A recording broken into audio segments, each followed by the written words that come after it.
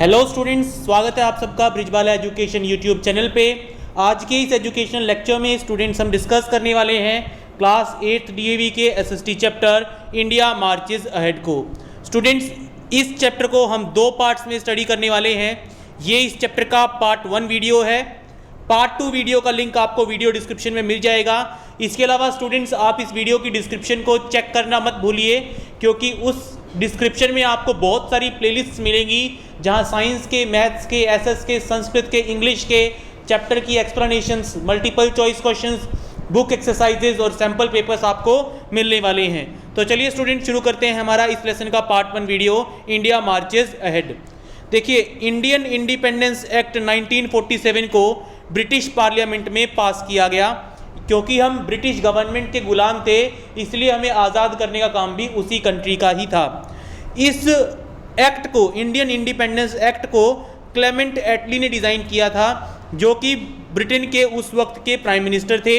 India की political parties agree कर रही थी, सहमत थी ट्रांसफ़र ऑफ पावर के लिए ब्रिटिश गवर्नमेंट से इंडिपेंडेंट इंडियन गवर्नमेंट के हाथों में। यानी जहां ब्रिटेन इंडिया को आज़ाद करने के लिए कानून पास कर रहा था, वहीं इंडियन नेता भी इंडिया की कमान को संभालने के लिए तैयार थे। And to partition India into 2 nations, और इसके साथ ही इंडिया को एग्री करना पड़ा कि उसे 2 देशों में डिवाइड कर दिया जाएगा, इंडिया और पाकिस्तान। इंडियन इंडिपेंडेंस एक्ट को लॉर्ड माउंटबेटन प्लान भी कहा जाता है, क्योंकि जिस वक्त इंडिया इंडिपेंडेंट हुआ उस वक्त माउंटबेटन हमारे वाइसरॉय थे। तो पढ़ते हैं इंडियन इंडिपेंडेंस एक्ट 1947 के मेन फीचर्स। इसी कानून के तहत इंडिया को आज़ादी मिली थी। सबसे पहला जो ब्रिटिश रूल था इंडिया के ऊपर, वो इमीडिएट इफेक्ट के साथ बिल्कुल ख़त्म कर दिया जाएगा।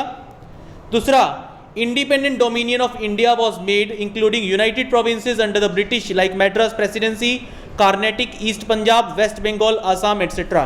इंडिया को एक इंडिपेंडेंट कंट्री घोषित कर दिया जाएगा और उसके इलाके में ये इलाके आएंगे। मैड्रास प्रेसिडेंसी आएगा, कार्नेटिक आएगा, ईस्ट पंजाब, वेस्ट बंगाल और असम आएगा।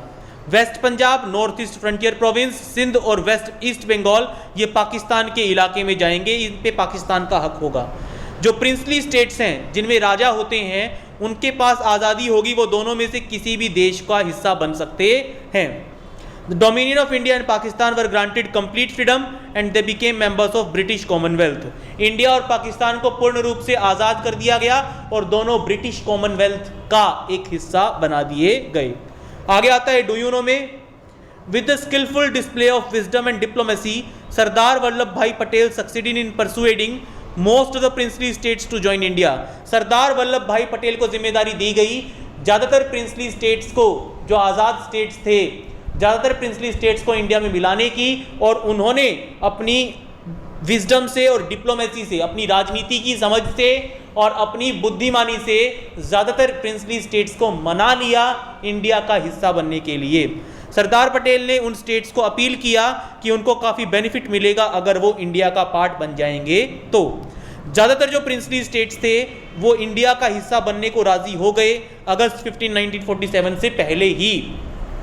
जूनागढ़, जम्मू कश्मीर और हैदराबाद, इन्होंने बाद में, इंडिपेंडेंस के बाद इंडिया को ज्वाइन किया। आगे आता है लॉर्ड माउंटबेटन, इंडिया के लास्ट वाइसरॉय थे। जब इंडिया आज़ाद हुआ उस वक्त ब्रिटिश वाइसरॉय यही थे। वो पहले गवर्नर जनरल बने इंडिपेंडेंट इंडिया के। चक्रवर्ती राजगोपालचारी को नया गवर्नर जनरल बनाया गया इंडिया के इंडिपेंडेंट होने के बाद। इंडिया में आज तक एक ही इंडियन गवर्नर जनरल रहा है और वो रहे हैं सी राजगोपालचारी, चक्रवर्ती राजगोपालचारी जी। वो पहले और आखिरी इंडियन थे इंडिया का गवर्नर जनरल बनने वाले। 560 प्रिंसली स्टेट्स ने इंडिया को ज्वाइन किया। जूनागढ़ और हैदराबाद को इंडिया ने मिलिट्री एक्शन लिया उनके ऊपर, उनको धमकाया कि या तो आप हमें शामिल हो जाइए, नहीं तो हम मिलिट्री एक्शन लेंगे, फोर्सफुली आपको अपना बनाएंगे। तो मिलिट्री एक्शन के बाद जूनागढ़ और हैदराबाद भी इंडिया का पार्ट बनने के लिए राजी हो गया। डू यू नो में क्या है, इंडिया के पार्टीशन के वक्त लगभग 6 मिलियन लोग, लगभग 60 लाख लोगों ने बॉर्डर क्रॉस किया। 2 वे एग्जोडस था ये, यानी जो हिंदूज थे, पाकिस्तान के पार्ट में जो हिंदूज थे वो इंडिया में आ रहे थे और इंडिया के पार्ट के जो मुस्लिम्स थे वो पाकिस्तान में जा रहे थे। इसी वक्त कम्युनल राइट्स हुए और हज़ारों लोग उसमें मारे गए। धार्मिक दंगे हुए, हिंदू मुस्लिम दंगे हुए और बहुत सारे लोग उसमें मार दिए गए। कुछ और कॉलोनियल स्टेट्स भी थे जो दूसरे फॉरेन रूल के नीचे थे, उनको भी आज़ाद करवा लिया गया धीरे धीरे। जैसे पौंडीचेरी जो कि फ्रेंच के अंडर था, उसको 1953-1954 में आज़ाद करवा लिया गया। गोवा जो कि पोर्चुगीज़ के अंडर था, उसको 1961 में आज़ाद करवा लिया गया। सिक्किम जो कि ब्रिटिश प्रोटेक्टोरेट रहा 1975 तक, उसको 1975 में इंडिया का पार्ट बना दिया गया। यानी ब्रिटेन के अलावा दूसरे कॉलोनियल स्टेट्स के भी इंडिया में कुछ पार्ट्स थे, कुछ छोटे छोटे हिस्से थे, जैसे गोवा, पौंडीचेरी, सिक्किम, इनको धीरे धीरे टाइम रहते आज़ाद करवा लिया गया। आगे आता है इंडियन कॉन्स्टिट्यूशन। यहाँ पे स्टूडेंट्स मैप वर्क है। यहाँ जब इंडिपेंडेंट हुआ था इंडिया, उस वक्त कौन सा पार्ट किस तरीके से था वो बताया गया है यहाँ पे। जहाँ ग्रीन पार्ट पाकिस्तान को दिखाता है, वही सैफरन पार्ट जो है, ऑरेंज पार्ट जो है वो इंडिया को दिखाता है, और जो ये पिंक पार्ट है ये उस वक्त के इंडिपेंडेंट प्रिंसली स्टेट्स को शो कर रहा है। आगे आता है इंडियन कॉन्स्टिट्यूशन, क्योंकि किसी भी देश को तब तक पूरे तरीके से आज़ाद नहीं माना जा सकता जब तक कि उसका खुद का कानून, खुद का संविधान ना हो। इंडिया के इंडिपेंडेंट होने से पहले ही एक कॉन्स्टिट्यूएंट असेंबली बना दी गई थी, जिसको प्रोविंशियल लेजिस्लेटिव असेंबली के मेंबर्स को में से चुन के बनाया गया था। यानी इंडिया के मेन नेताओं में से कुछ नेताओं को चुन के कॉन्स्टिट्यूएंट असेंबली बना दी गई, और इसका पहला सेशन स्टूडेंट्स हुआ था 1946 में। अगस्त 14 1947 में ये दोबारा रीअसेंबल हुई कॉन्स्टिट्यूएंट असेंबली, और इसने पहले ही तय कर लिया था कि इंडिया एक सोवरेन कॉन्स्टिट्यूएंट असेंबली बनाएगा। सोवरेन का मतलब जिसका किसी देश के ऊपर कोई अधिकार नहीं होगा। कॉन्स्टिट्यूशन को पास किया गया नवंबर 26 1949 को, और लागू किया गया जनवरी 26 1950 को। यानी जनवरी 26 1950 को इंडिया एक रिपब्लिक बन गया। रिपब्लिक का मतलब इंडिया का जो हेड था वो एक इलेक्टेड पर्सन होने वाला था, कोई राजा या रानी नहीं। आगे आता है, डू यू नो, इंडिया का पहला जनरल इलेक्शन 1952 में हुआ और 62% वोट पड़े थे पहले इलेक्शन में। कॉन्स्टिट्यूएंट असेंबली को लगभग 3 साल, और पूरा कहें तो 2 साल 11 महीने और 17 दिन लगे कॉन्स्टिट्यूशन को पूरे तरीके से ड्राफ्ट करने में, तैयार करने में। डॉक्टर राजेंद्र प्रसाद को इंडिया का पहला प्रेसिडेंट नियुक्त किया गया। जवाहरलाल नेहरू इंडिया के पहले प्राइम मिनिस्टर बने। सरदार वल्लभ भाई पटेल को इंडिया का पहला डिप्टी प्राइम मिनिस्टर बनाया गया। आगे आता है India on the path of progress, India तरक्की की तरफ बढ़ता हुआ। इंडिया की जो इकोनॉमी है वो 1947 के बाद से ही बड़े बड़े कदम बढ़ा रही है, ग्रेट स्ट्राइड्स ले रही है, यानी काफ़ी आगे बढ़ती जा रही है। इंडिया में काफ़ी इंफ्रास्ट्रक्चर डेवलपमेंट हुआ है। इंफ्रास्ट्रक्चर डेवलपमेंट का मतलब रोडवेज, रेलवेज, ट्रांसपोर्ट फैसिलिटीज़, ठीक है, ये सारी फैसिलिटीज़ काफ़ी ज़्यादा बढ़ी हैं इंडिया में।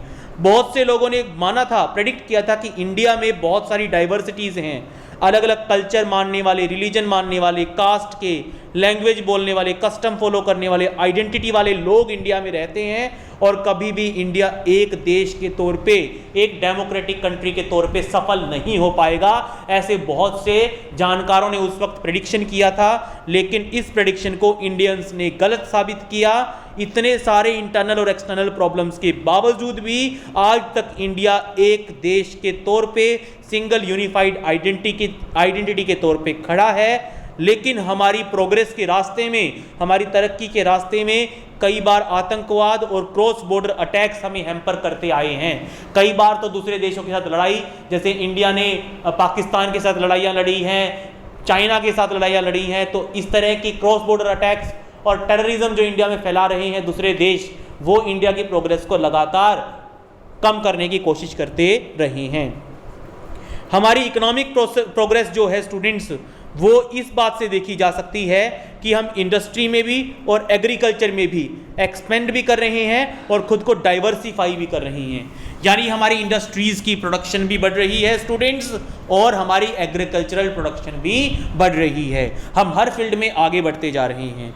गवर्नमेंट ने काफ़ी ज़बरदस्त इंफ्रास्ट्रक्चर खड़ा किया है, इलेक्ट्रिसिटी प्रोवाइड की है, इंफॉर्मेशन टेक्नोलॉजी को बढ़ावा दिया है, कम्युनिकेशन फैसिलिटीज़ को बढ़ाया है, ट्रांसपोर्ट फैसिलिटीज पे ध्यान दिया है, जो कि किसी भी इंडस्ट्री की डेवलपमेंट के लिए एक बेसिक रिक्वायरमेंट होती है। यानी जो जो चीज़ें इकोनॉमिकल डेवलपमेंट के लिए, इंडस्ट्रियल डेवलपमेंट के लिए, एग्रीकल्चरल डेवलपमेंट के लिए इंडिया में चाहिए थी, उन सारी चीज़ों के ऊपर यहाँ आने वाली अलग अलग सरकारों ने ध्यान दिया है। इंडिया की गवर्नमेंट ने एनकरेजिंग इंडिजिनस इंडस्ट्रीज इस पॉलिसी पे ध्यान दिया है, यानी इंडिया की लोकल इंडस्ट्रीज पे ध्यान दिया है। बहुत सारी इंडिया की लोकल इंडस्ट्रीज हैं जो दुनिया में बड़ा नाम कमा रही हैं, जैसे रिलायंस इंडस्ट्री है, टाटा इंडस्ट्रीज हैं, ठीक है। ये सारी बड़ी बड़ी इंडस्ट्रीज हैं जो वर्ल्ड में सिर उठा के खड़ी हैं और कई देश इनके सामने झुकते हैं। और बहुत सी असिस्टेंट सरकार देती है, काफ़ी सहायता देती है सरकार इन इंडस्ट्रीज को फलने फूलने के लिए। एग्रीकल्चर सेक्टर मैकेनाइजेशन की बात करें, यानी एग्रीकल्चर में नए नए मशीनों का यूज़ होना शुरू हो गया है, इरिगेशन में फर्टिलाइजर्स का यूज़ होना और रिसर्च की जा रही है एग्रीकल्चर में लगातार। इन चीज़ों ने एग्रीकल्चर सेक्टर का भी काया पलट कर दिया है। एग्रीकल्चर सेक्टर में भी काफ़ी इम्प्रूवमेंट स्टूडेंट्स देखने को मिली है। एग्रीकल्चरल प्रोडक्शन काफ़ी ज़्यादा बढ़ी है। शॉर्ट अप का मतलब ज़बरदस्त तरीके से इंक्रीज हुआ है, क्वालिटेटिवली भी और क्वांटिटेटिवली भी। क्वालिटेटिवली का मतलब जो फसलें हम उगाते हैं स्टूडेंट्स, वो फसलें बेहतर क्वालिटी की होती हैं, और क्वांटिटेटिव का मतलब कि वो फसल क्वांटिटी में भी, वजन में भी ज़्यादा आ रही हैं। अब इंडिया की जो प्रोग्रेस और डेवलपमेंट है, उस प्रोग्रेस और डेवलपमेंट में साथ दिया है ग्रीन रेवोल्यूशन और वाइट रेवोल्यूशन में। जहां ग्रीन रेवोल्यूशन आई थी इंडिया में, जिसकी वजह से वीट की नई नई वेराइटीज इंडिया में इंट्रोड्यूस की गई, वही वाइट रेवोल्यूशन के तहत मिल्क प्रोडक्शन में बहुत अच्छा डेवलपमेंट किया गया। आगे आता है, डू यू नो, वैसे तो इंडिया की इकोनॉमी काफ़ी ट्रेमेंडस प्रोग्रेस कर रही है, लेकिन फिर भी डेवलप्ड कंट्रीज के मुकाबले में हमें अभी काफ़ी प्रोग्रेस करनी है हर सेक्टर में। जापान इंडिया से काफ़ी छोटा देश है, लेकिन टेक्नोलॉजी के मामले में ये इंडिया से काफ़ी आगे है। तो हमारे पास दूसरे एग्जाम्पल्स भी हैं जिनके हमें आगे निकलने की ज़रूरत है, अपनी प्रोग्रेस को और ज़्यादा अच्छे तरीके से आगे बढ़ाने की, आगे ले जाने की ज़रूरत है। इंडिया ने प्लान्ड डेवलपमेंट का रास्ता अपनाया शुरू से ही। यूएसएसआर से ये प्लान इंडिया ने अडॉप्ट किया था कॉन्स्टिट्यूशन में। इंडिया में 5 ईयर प्लान्स बनाए जाते हैं देश की सिस्टमेटिक तरक्की को ध्यान में रखते हुए। हर बार प्लानिंग कमीशन, देखिए प्लानिंग कमीशन 1950 में बनाया गया था। फर्स्ट 5 ईयर प्लान 1951 से 1956 तक लागू किया गया। उस वक्त के प्राइम मिनिस्टर जवाहरलाल नेहरू जी ने पार्लियामेंट में इसको पास किया गया था। और 5 ईयर प्लान में ये लिखा जाता है कि इन 5 सालों के दौरान इंडिया में किस फील्ड में कितनी इन्वेस्टमेंट की जाएगी, सरकार की तरफ से क्या हेल्प की जाएगी, किस फील्ड में कितनी तरक्की की जाएगी, और हमारे क्या क्या ऑब्जेक्टिव्स हैं, क्या क्या उद्देश्य हैं। इस वक्त 12th 5 ईयर प्लान में से हम गुजर रहे हैं। 2015 में प्लानिंग कमीशन को बंद करके नीति आयोग को स्थापित कर दिया गया। ठीक है, नीति आयोग को स्थापित कर दिया गया, 2015 में ऐसा कर दिया गया था। आगे आता है, डू यू नो में, नीति आयोग या फिर national institute for transforming India, ये नीति की फुल फॉर्म है स्टूडेंट्स। नीति की फुल फॉर्म है यहाँ पे national institute for transforming India, को 2015 में बनाया गया। ये इंडिया का थिंक टैंक है, भारत की सरकार का थिंक टैंक है नीति आयोग। यानी जितनी भी सोचने समझने से जुड़ी बातें हैं, नए नए आइडियाज़ को इंडिया में लागू करने की बातें हैं, ये काम नीति आयोग करता है। नरेंद्र मोदी की सरकार ने इसको लागू किया था। प्लानिंग कमीशन ऑफ इंडिया को बंद करके नीति आयोग को बनाया गया, और ये टॉप डाउन मॉडल के हिसाब से बनाया गया है। नीति आयोग को बनाने की सबसे पहली एम थी इम्प्रूवमेंट, इन्वॉल्वमेंट और पार्टिसिपेशन करवाना स्टेट गवर्नमेंट्स की इकोनॉमिक पॉलिसी बनाने में। कोई भी देश तब तक पूरे तरीके से तरक्की नहीं कर सकता स्टूडेंट्स, जब तक कि स्टेट गवर्नमेंट्स यूनियन गवर्नमेंट के साथ हाथ से हाथ मिला के काम न करें।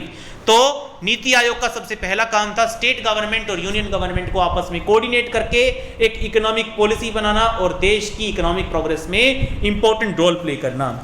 और बॉटम अप अप्रोच में भी इसका एम्फेसिस रहा है, इंडिया को एक कोऑपरेटिव फेडरेशन बनाने में। टॉप डाउन मॉडल और बॉटम अप मॉडल, दोनों मॉडल एक दूसरे के अपोजिट हैं, लेकिन नीति आयोग दोनों को एक साथ लेते हुए चलता है। यानी इनका मतलब है यूनियन गवर्नमेंट को स्टेट गवर्नमेंट के साथ कनेक्ट करता है, और स्टेट गवर्नमेंट्स को यूनियन गवर्नमेंट के साथ कनेक्ट होकर काम करने में हेल्प करता है। आगे आता है Indian democracy. The path that independent India had to follow was planned during the freedom struggle itself. जब इंडिया की आज़ादी की लड़ाई हम लड़ रहे थे अंग्रेज़ों के खिलाफ, उसी वक्त हमने तय कर लिया था कि हमें एक डेमोक्रेटिक रिपब्लिक बनना है, एक ऐसा देश बनना है जिसका हेड इलेक्टेड हेड होगा। सोवरन पावर हमारे पास हमें लेनी थी और सोवरन पावर लोगों के हाथों में देनी थी, यानी हमारे देश की बागडोर हमारे सिटीजन्स के हाथों में देनी थी, इंडियंस के हाथों में देनी थी। इसलिए इंडिया ने एक डेमोक्रेसी बनना चुना, इंडिया एक डेमोक्रेटिक नेशन बना आज़ादी के बाद। और ये बहुत ज़रूरी था कि इंडिया के हर सेक्शन ऑफ सोसाइटी को रिप्रेजेंटेशन मिले डेमोक्रेसी में, हर कम्युनिटी के लोग, हर रिलीजन के लोग, हर लैंग्वेज बोलने वाले लोगों को इक्वल स्टेटस मिले। इसलिए इंडिया के कॉन्स्टिट्यूशन में दिया गया है राइट टू इक्वलिटी, यानी इंडिया का कॉन्स्टिट्यूशन, इंडिया का कानून, इंडिया की सरकार किसी भी हिसाब से, किसी भी आधार पर भेदभाव नहीं कर सकती इंडियन सिटीजन्स के साथ। इक्वलिटी का मतलब है equality of status, equality of opportunity, बिना किसी भेदभाव के। हमारी डेमोक्रेटिक गवर्नमेंट ने आज तक backward sections of the society का भी ध्यान रखा है और बहुत सारे ऐसे प्रोविजंस, कानून और प्लान्स बनाए हैं जिनसे बैकवर्ड सेक्शंस ऑफ सोसाइटी को इम्प्रूव किया जा सके, उनके लिविंग स्टैंडर्ड को इम्प्रूवमेंट लाया जा सके। 1947 में 400 मिलियन हमारी पॉपुलेशन थी, लेकिन अब हमारी पॉपुलेशन 1.3 बिलियन बढ़ गई है, यानी इतनी बढ़ गई है, यानी इंडिया की सरकार के सामने ये भी चुनौती है कि लगातार बढ़ती हुई पॉपुलेशन को कैसे कंट्रोल करे। कांग्रेस जवाहरलाल नेहरू के अंडर 1964 तक इंडिया की सरकार को चलाती रही, यानी भारत के आज़ाद होने से लेके, इंडिया के रिपब्लिक होने से लेके 1964 तक जवाहरलाल नेहरू के अंडर कांग्रेस पार्टी ही भारत की सरकार को चलाती रही। लेकिन 1967 में टर्निंग पॉइंट आया जब कुछ स्टेट पार्टीज, कुछ रीजनल पार्टीज बनना शुरू हो गई और इस वक्त एक्चुअल डेमोक्रेटाइजेशन हुआ इंडियन पॉलिटिक्स का। यानी इससे पहले 1964 तक इंडिया की पॉलिटिक्स में, इंडिया की राजनीति में कांग्रेस पार्टी का ही दबदबा था स्टूडेंट्स, लेकिन 1967 में कुछ रीजनल पार्टीज, कुछ लोकल पार्टीज बनना शुरू हो गई जो कांग्रेस को टक्कर दे रही थी और अब लोगों के पास चॉइस थी। अगर उनको कांग्रेस का काम पसंद नहीं आता था तो वो किसी और पार्टी को वोट देके उसका कैंडिडेट चुन सकते थे। Gandhi family Indian political scene को डोमिनेट करती रही 1977 तक, यानी इंडिया की प्रोमिनेंट पोजीशंस जैसे कि प्राइम मिनिस्टर की पोजीशन गांधी फैमिली के पास ही रही 1977 तक।